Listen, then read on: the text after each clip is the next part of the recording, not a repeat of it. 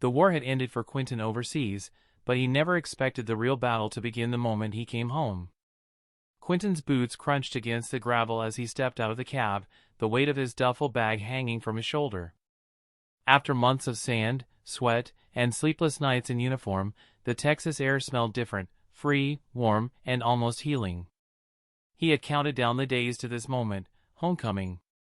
But as his eyes scanned the land before him, his chest tightened instead of easing. Where his family's ranch once stretched proudly, acres of oak trees, a red barn, and the little house his father had built with his own calloused hands, now stood a freshly painted white fence and a for sale, sold sign, its corners flapping in the wind. Quentin froze. His grip on the duffel slipped until it thudded against the dirt. No, this isn't right. His voice cracked in disbelief. The last memory he had of this place was a quiet night on the porch before deployment, his father's old rocking chair creaking beside him. He'd promised himself that when he came back, he'd keep the ranch alive, just like his father had dreamed. But now, the promise felt stolen, ripped out from under him. A black pickup pulled into the driveway. A stranger in a button-down shirt stepped out and adjusted his sunglasses. "You lost, buddy?" the man asked casually. "This is private property." Quentin blinked. "Private property? This is my land. My father's land." The man smirked and shook his head. "Not anymore. Belongs to the HOA now. Got auctioned off last year while you were off playing soldier." The words hit harder than any battlefield blow. His knees nearly buckled. Auctioned? While he was deployed, serving his country, someone had sold his family's legacy like a cheap car at a yard sale? He clenched his fists, steadying his breath. Who signed it? Who authorized this? The man shrugged, clearly enjoying the sting of his words. "Talk to Sylvia. She runs the homeowners association. What she says, goes. I just bought the place fair and square." Sylvia. Quentin had heard her name before deployment, the HOA president with a reputation for bullying neighbors over paint colors and lawn lengths. But this? Selling his ranch? It was unthinkable. As the man drove off, Quentin stood in the dirt road, staring at the house that had once been his home. The curtains in the living room window moved, a family now lived inside, children's laughter faintly drifting through the walls. His stomach twisted. They weren't the enemy, but they were living in the life that belonged to him, carved out of his father's sweat and sacrifice. The sun dipped lower, painting the sky in bruised oranges and reds. Quentin pulled out his phone, scrolling through months of missed notices. Buried deep in the pile were letters, legal jargon, HOA fines, threats of liens. They had mailed them after he deployed, knowing he couldn't fight back.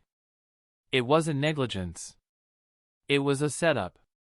Quentin's jaw locked, his military training kicking in, not the kind that taught him to fire a weapon, but the kind that taught him never to leave a man behind, never to surrender ground without a fight. "This isn't over," he whispered. For a moment, he pictured his father, standing tall in his old army jacket, gazing across the same fields. His father had once told him, a man's land is more than dirt. It's his legacy. Lose it, and you lose yourself. Quentin wasn't about to lose himself. He turned, duffel slung across his back once more, and started toward town. He didn't know yet how deep Sylvia's claws reached, how many families she had already crushed under her thumb. But one thing was clear, the HOA had picked the wrong soldier to rob. The war for his ranch, and for justice, had just begun. In every war, there's always a general pulling the strings, and in this quiet Texas town, her name was Sylvia. Sylvia Davenport didn't see herself as an HOA president. She saw herself as a queen.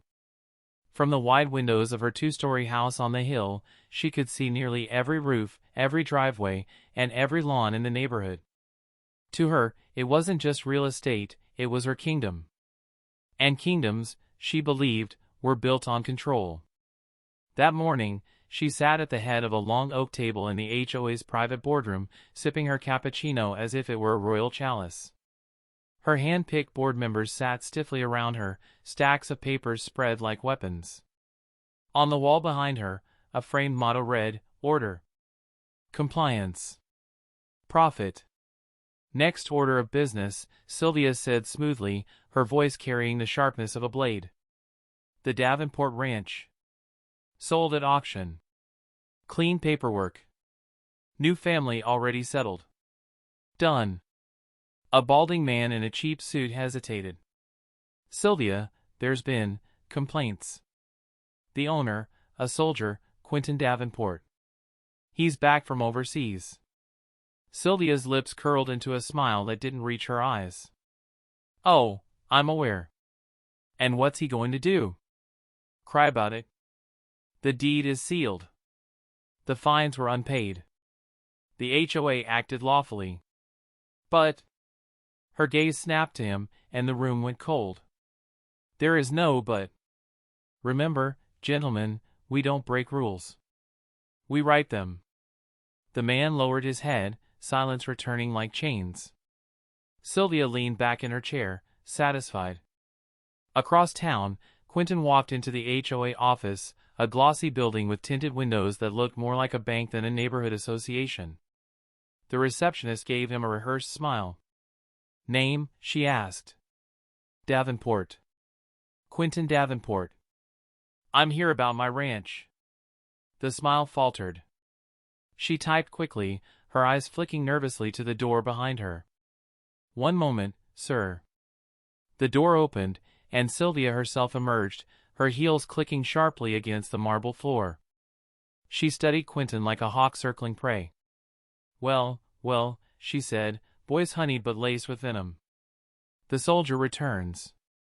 I was wondering when you'd come storming in." Quentin straightened, his posture instinctively military. "You sold my land while I was serving overseas. That ranch belonged to my father, and it belongs to me." Sylvia gave a soft laugh. "Correction, it belonged.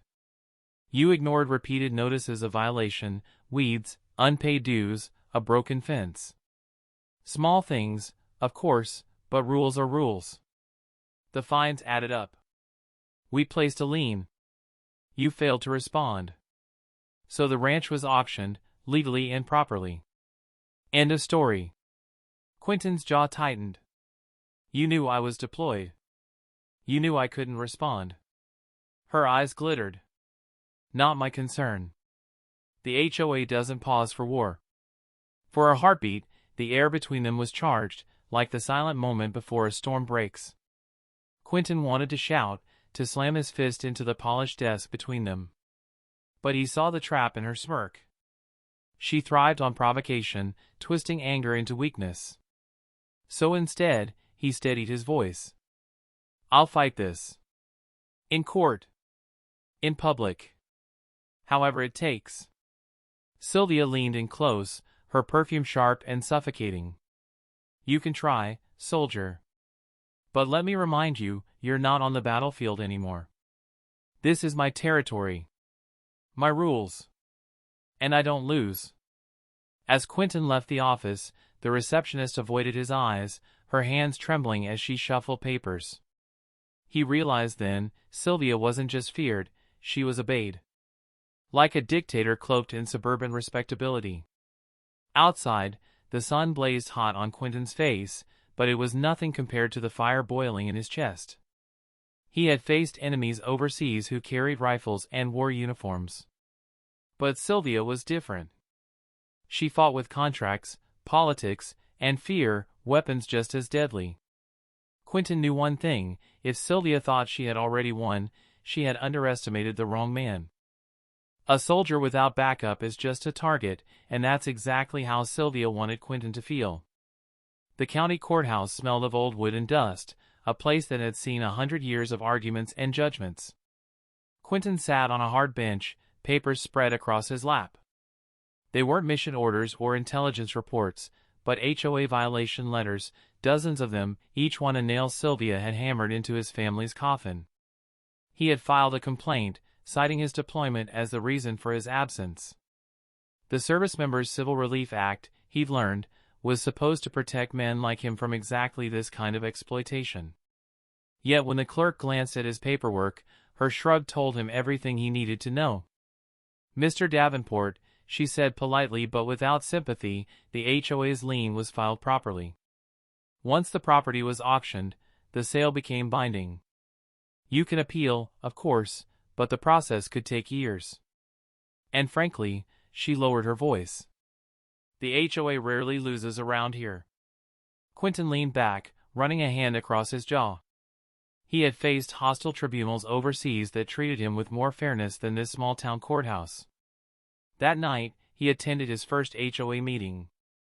The conference room was packed with homeowners, most sitting stiffly in metal chairs, their eyes darting nervously towards Sylvia, who sat at the head of the table like a queen presiding over her fearful subjects. Quentin stood and spoke, his voice calm but carrying the steel of command. "My ranch was sold illegally while I was deployed in service to this country. You all know it was wrong. I'm asking for justice, not just for me, but for anyone here who's been bullied into silence." For a moment, there was a ripple. A few people shifted uncomfortably, and one older man even nodded faintly. But Sylvia's icy smile froze the room. "Mr. Davenport," she said sweetly, her tone dripping with condescension, "we sympathize with your situation. But rules are rules. You ignored them. The sale is final. This meeting isn't a courtroom, and your speech is out of order." The gavel cracked against the table. Motion denied. Laughter, nervous, forced, scattered through the room as Sylvia's allies clapped. The homeowners who had looked sympathetic now stared at their feet, afraid to even make eye contact with Quentin. After the meeting, Quentin caught up with the older man who had nodded earlier. He introduced himself as Mr. Alvarez, a retired machinist. His voice was low, eyes scanning the shadows as though Sylvia might be listening. "You're not the first," Alvarez whispered. "She's taken homes before. Fines, liens, threats, people give in because they can't fight her. Or they move away. But you're a soldier. Maybe you can. Why not speak up at the meeting?" Quentin asked. Alvarez's shoulders sagged. "Because I still live here. And Sylvia, she has ways of making life miserable. You cross her, suddenly you've got violations every week. They bury you until you break." Quentin gripped the man's hand firmly. "She hasn't faced me yet. And I don't break." But the truth was, back in his motel room, Quentin felt the walls closing in. His savings were thin after deployment. Lawyers wanted retainers he couldn't afford. Every official he approached told him the same thing: Sylvia played by the book, or at least, she wrote the book. For the first time since returning, Quentin felt the weight of isolation. On the battlefield, he'd always had brothers in arms watching his back. Here, in his own hometown, he was surrounded by neighbors too terrified to stand beside him. He lay awake staring at the ceiling, the sound of passing trucks on the highway filling the silence. His father's words echoed in his mind: "A man alone can be broken. But a man standing for what's right will never truly stand alone." Quentin clenched his fist around the violation letters. Sylvia wanted him isolated, cornered, and beaten before he ever set foot in court. But she had underestimated the one thing the army had drilled into him: persistence. And persistence was something he had in endless supply. A ranch is just land to some, but to Quentin, it was blood, memory, and the echo of his father's voice. The old Davenport ranch stretched across rolling acres of stubborn Texas soil, land that refused to be tamed by anyone who didn't respect it. To outsiders, it was a patch of dirt and timber worth whatever the market dictated. But to Quentin, every fence post, every oak tree, and every inch of earth was stitched with his family's history. When he was a boy, his father, James Davenport, had walked him through those fields at sunrise. James was a Vietnam veteran, his back straight as an oak even in old age, his hands scarred from both war and work. "Son," his father had said, pausing to press a hand against the rough bark of a tree, "land is more than dirt. It's the proof that we endured. Your grandfather fought for it. I fought to keep it. And one day, you'll have to fight for it too. Back then, Quentin hadn't understood. He was too young, too eager to chase football dreams and escape into the wider world. But now, standing in the shadow of Sylvia's theft, his father's words thundered back like a command. That night, Quentin drove out to the edge of the ranch. He couldn't cross onto the property, not legally, but he parked by the barbed wire fence and stood there as the moon bathed the land in silver light. Through the window of the farmhouse, he saw silhouettes moving, the new family who had bought it at auction. A little girl chased her dog through the living room. A mother stirred something on the stove. Quentin's chest tightened. It wasn't their fault. They were pawns, just like him. But the sight was a knife twist. His father's rocking chair sat on that porch. His father's flag still hung, though faded now, on the barn wall. Pieces of James Davenport's legacy were being lived in by strangers. Quentin whispered into the night, "I won't let it end here, Dad. Not like this." The next day, Quentin visited his father's grave on the hillside cemetery overlooking town. The stone marker was simple: James Davenport, soldier. Father. Keeper of the land. Quentin crouched, brushing dust from the inscription with his thumb. "Pop, they took it. They took the ranch while I was gone. They think they've won. But you taught me better. You taught me that a man without land, without honor, is already defeated." His voice broke, but his resolve hardened with every word. "I'm not defeated. I'll fight them with everything I've got. I'll fight for you. For Mom. For everyone who worked this soil before us. They'll regret ever touching what belongs to the Davenport name." The wind rose, carrying the rustle of leaves through the graveyard. For a moment, Quentin swore he could hear his father's voice in it, steady, calm, like he had heard so many times on long ranch days. "Stand your ground, son. Never back down." Leaving the cemetery, Quentin felt something shift inside him. He wasn't just a wronged homeowner anymore. He was a soldier carrying a family banner into battle. This wasn't about paperwork or fines, it was about legacy, dignity, and justice. Sylvia had reduced the ranch to a transaction, but to Quentin it was sacred. And if she thought she could erase his father's sacrifice with a stack of contracts, she had no idea what kind of war she had started. That night, Quentin began gathering every document he could find: deployment orders, old deeds, letters his father had written about the ranch. He spread them out across the motel desk like a general planning his campaign. He stared at them until dawn, exhaustion tugging at his eyelids but determination burning hotter. For the first time since stepping off that plane, Quentin didn't feel like he was standing alone. He felt his father's hand on his shoulder, guiding him forward. And with that, the real battle for the Davenport ranch began. If Sylvia thought contracts and lies would bury the truth, she forgot one thing: soldiers know how to dig. The motel room desk looked more like a command post than a place to sleep. Stacks of files, crumpled violation letters, and a laptop flickered under the weak yellow lamp. Quentin leaned forward, scrolling through county records online, every click another piece of the puzzle falling into place. He wasn't a lawyer, but he knew strategy. And this fight was no different than an operation overseas: gather intel, identify weaknesses, strike when the enemy least expects it. The more he dug, the dirtier Sylvia's empire looked. He found homes listed as abandoned even though families had still been living in them. He found liens filed within days of missed payments, suspiciously fast, like the paperwork had already been prepared. And most damning, he discovered a trail of signatures, notarized, official-looking, that didn't match the homeowners' names. Forgeries. Quentin leaned back in his chair, exhaling slowly. "Got you," he muttered. The next day, he drove out to meet Mr. Alvarez, the retired machinist who had quietly supported him at the HOA meeting. Alvarez's house sat at the edge of the subdivision, paint peeling and the yard cluttered with rusted tools, a place Sylvia no doubt had her eyes on. Inside, Alvarez lowered his voice. "I knew you'd come. You're not the first she's targeted. My cousin lost his home last year. Fines stacked up over a broken gate. He paid and paid until he couldn't anymore. Then boom, foreclosure. Sylvia's nephew bought it for pennies. Quentin's jaw tightened. So she's not just enforcing rules. She's stealing homes. Alvarez nodded grimly.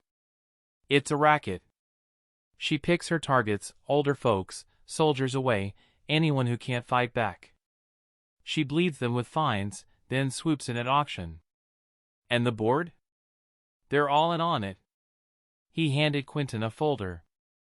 Inside were copies of notices Alvarez had collected, dozens of them, all suspiciously similar. I've been keeping these. Couldn't do much alone. But maybe you can. Quentin clasped the old man's hand firmly. You just gave me ammunition. Over the next week, Quentin became a man possessed. He visited neighbors quietly, one by one. Some slammed doors in his face, terrified of Sylvia's retaliation. But a few cracked under years of frustration. A young couple whispered about how Sylvia had fined them $200 a day for unapproved shutters. A widow showed him a letter threatening foreclosure over grass that was 2 inches too high. Piece by piece, the picture sharpened. Sylvia wasn't managing a community. She was running a syndicate. But evidence alone wouldn't win. Quentin needed a way to expose it publicly, to drag her deeds into the light where even her influence couldn't smother the truth. Late one night, Quentin sat staring at the wall of papers he'd pinned across the motel. Deployment orders. His father's deed. Forged HOA documents. Testimonies from neighbors. It looked less like a housing dispute and more like a criminal case file. His phone buzzed, a message from Alvarez. Careful. Sylvia's asking about you. She knows you're digging. Quentin looked out the motel window. A black SUV idled across the street, engine humming, headlights off. Watching. He let the curtain fall and exhaled slowly. Sylvia was already tightening her grip, sensing he was closing in. But instead of fear, Quentin felt something else, resolve. She had stolen his land, intimidated his neighbors, and weaponized the system. But she had made one fatal mistake. She underestimated how far a soldier would go to defend home and honor. Quentin tapped his father's old dog tags on the desk, the metal ringing like a vow. You picked the wrong Davenport to mess with, Sylvia. War is what I do best. For months, Sylvia had ruled with contracts and fear. But in a courtroom, truth was the one weapon she couldn't control. The courthouse was overflowing. Word had spread beyond the subdivision, a decorated Army veteran fighting a homeowners association that had sold his ranch while he served overseas. Local reporters lined the steps, cameras flashing as Quentin walked up in his dress uniform, his father's dog tags tucked neatly into his pocket. Inside, the tension was electric. Sylvia sat at the defendant's table in a tailored navy suit, her expression as cold as polished steel. Her lawyers, 3 of them, shuffled papers and whispered strategies. She didn't look at Quentin. She didn't have to. In her mind, the outcome was already decided. Quentin's side of the table looked modest by comparison. His lawyer, a young veteran-turned-attorney named Daniels, carried only a single battered briefcase.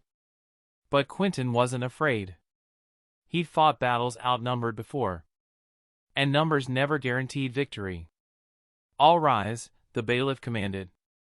The judge, a sharp-eyed woman with decades on the bench, took her seat. This court will hear the case of Davenport versus Maplewood Homeowners Association. Mr. Daniels, you may proceed. Daniels rose. Your Honor, my client, Sergeant Quentin Davenport, was serving his country overseas when the HOA, led by Sylvia Davenport, illegally auctioned his family ranch. Not only was this morally outrageous, it was a violation of the Service Members Civil Relief Act, a federal law designed to protect those on active duty. He handed up deployment orders, stamped and signed by the Department of Defense. My client could not have responded to notices or fines because he was defending this nation. Yet the HOA seized his land anyway. A murmur rippled through the crowd. Sylvia's lead attorney shot up, his voice slick. Objection, Your Honor. The HOA acted fully within its bylaws. Mr. Davenport accrued numerous fines. He ignored certified notices. We followed procedure. This is not theft. This is order. The judge's gaze sharpened. We'll see. Daniels began calling witnesses. One by one, neighbors testified, the widow fined into foreclosure, the young couple harassed over shutters, Mr. Alvarez with his thick stack of suspicious notices. Each story painted the same picture, Sylvia using the HOA like a weapon to strip people of their homes. When Daniels presented documents with forged signatures, the courtroom gasped. Notice the handwriting, he said, holding the enlarged exhibits against the projector. The same slanted loops appear across multiple deeds, yet these are supposed to be different homeowners. This isn't compliance. It's fraud.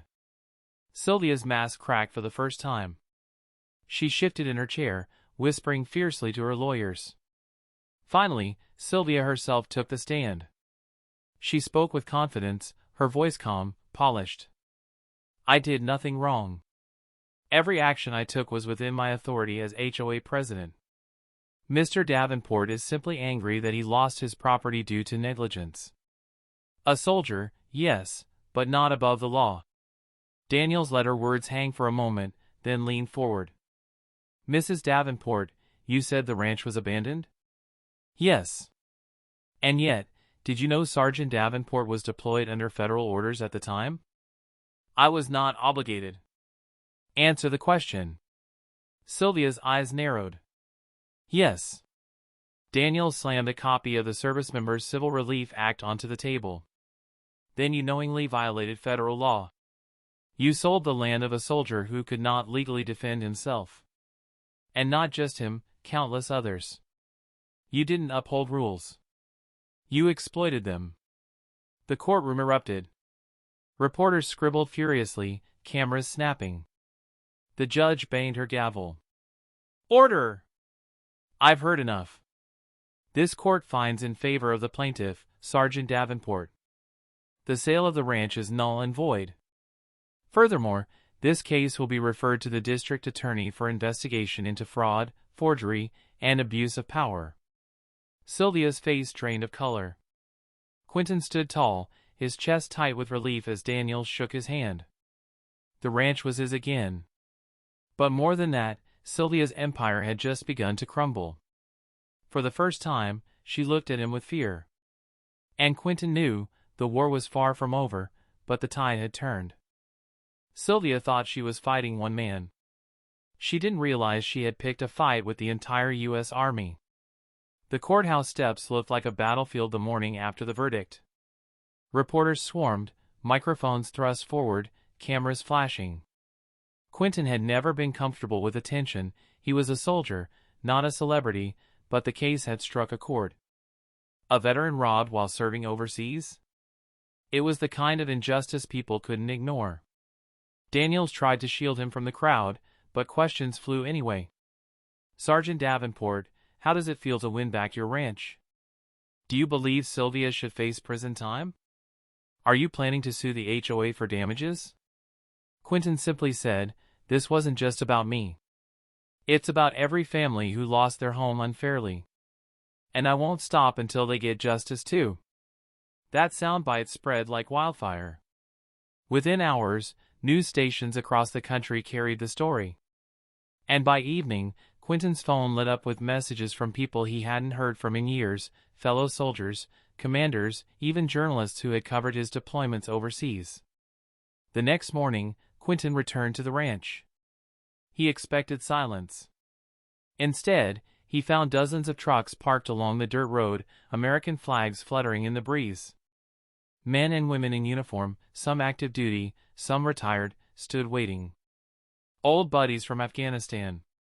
Marines he'd trained with in boot camp. Even younger soldiers who'd only heard his name through the grapevine. At the front stood Colonel Reeves, his former commanding officer, crisp in uniform despite retirement. The old man clasped Quentin's hand with a crushing grip. You fought for us overseas, Reeves said. Now it's our turn to fight for you. Quentin's throat tightened. He had expected support, But not this. Not an army on his front lawn. They spent the day walking the property, assessing the damage Sylvia's people had left behind. Fences broken. Cattle sold off. The barn stripped of equipment. It'll take months to rebuild, Alvarez muttered. But Reeves only smiled. Then we'll rebuild it in weeks. And they did. Word spread through veteran networks, and soon dozens more arrived: carpenters, electricians, heavy equipment operators. Soldiers who had once built bases in the desert now rebuilt Quentin's ranch with military precision. Each hammer swing echoed like a declaration: this land was his, and no HOA tyrant would take it again. Neighbors watched from a distance, astonished. For years, Sylvia had ruled through intimidation. Now, for the first time, they saw resistance, not just from one man, but from an entire brotherhood and sisterhood in arms. Sylvia, of course, was furious. She drove by in her black SUV, windows rolled down just enough to glare. Her empire had always thrived on fear, but fear evaporated in the face of solidarity. At one point she shouted from her car, "You think this army can protect you forever? The law will catch up to you." Quentin didn't flinch. He simply raised the flag on the old ranch pole, letting it wave high in the Texas wind. "The law already did," he said.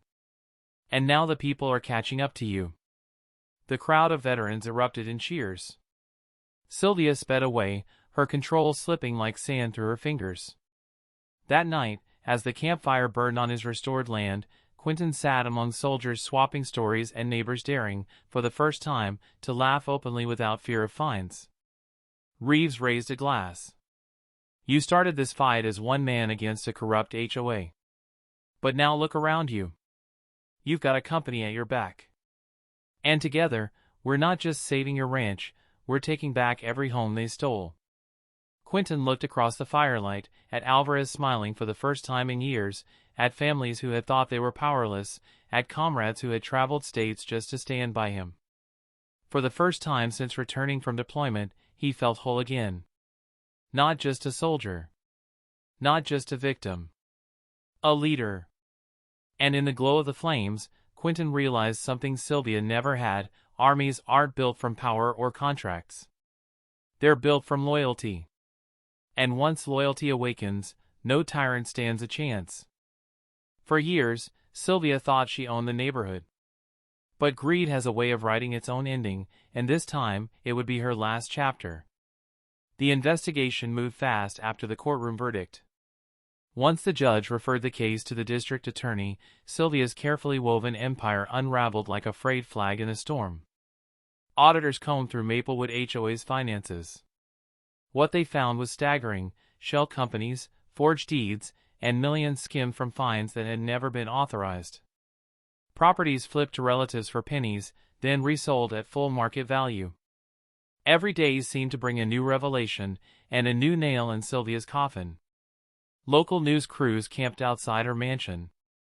Former allies on the HOA board vanished like rats from a sinking ship, cutting deals with prosecutors to save themselves. What once looked like untouchable power now looked like organized crime. And at the center of it all, Sylvia stood exposed. Quentin didn't need to gloat. He didn't need revenge. Watching the community finally breathe again was enough. But he couldn't ignore the flood of messages he received daily. Families from other neighborhoods. Veterans who had lost land during deployments. Elderly couples stripped of their homes. Sylvia wasn't alone. There were other Sylvias across the country, running HOAs like private kingdoms. The difference now? People had a blueprint to fight back. Quentin's case had lit the fire. The day of Sylvia's arrest arrived quietly, but it hit like thunder. A convoy of black and white squad cars pulled up outside her gated mansion. Cameras rolled as officers marched to her door. Sylvia emerged in her robe, shouting about conspiracies and persecution. But no amount of screaming could hide the handcuffs clicking around her wrists. "Mrs. Davenport," the officer said flatly, "you are under arrest for fraud, forgery, embezzlement, and conspiracy." For the first time in years, Sylvia wasn't in control. She was just another criminal being driven away. The neighborhood watched from their porches, stunned. Children who had once been told to stay quiet now pointed and whispered, realizing the monster had fallen. Weeks later, Maplewood was a different place. The board was dissolved. State officials appointed a temporary trustee to manage the subdivision until residents could form a fair, transparent system. The oppressive fine stopped overnight. Neighbors who had lived in silence now came together, mowing lawns, repairing fences, rebuilding trust. Where fear once lingered, freedom began to grow. And at the center of it all stood Quentin. Not as a hero in uniform this time, but as a neighbor, a friend, a son. The ranch, though scarred, stood proudly restored. The flag he had raised still whipped against the Texas sky, a symbol not just of his family's endurance, but of everyone's. One evening, as the sun dipped behind the rebuilt barn, Quentin sat on the porch with Alvarez. The old machinist sipped coffee, watching the children of the neighborhood chase fireflies. "You know," Alvarez said, "for years I thought we were powerless.